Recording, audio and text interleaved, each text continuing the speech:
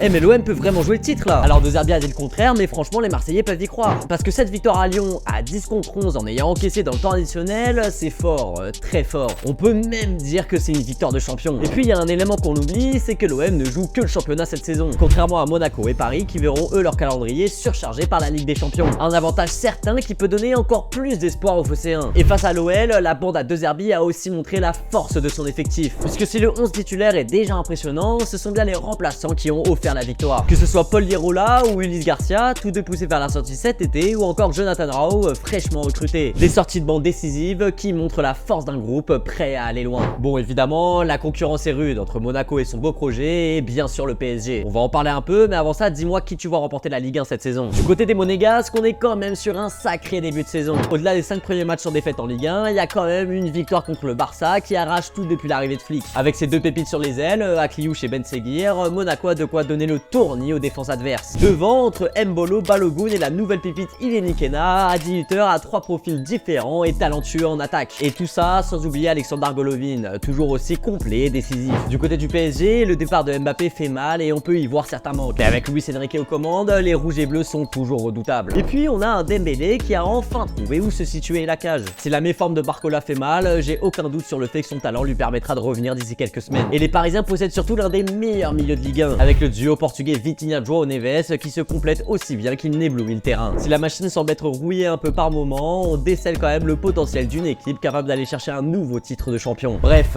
si la Ligue 1 a perdu ses stars sur le terrain, elle a retrouvé un intérêt dans la course au titre. Avec deux des entraîneurs les plus prisés d'Europe, le duel entre les rivaux parisiens et marseillais s'annonce haletant. Et tout ça avec un Monaco très ambitieux qui pourrait s'incruster dans la course. Et toi, qui de l'OM, Paris ou Monaco vois-tu remporter la Ligue 1 cette saison? Si c'est notre équipe, tu peux me le dire aussi dans les commentaires.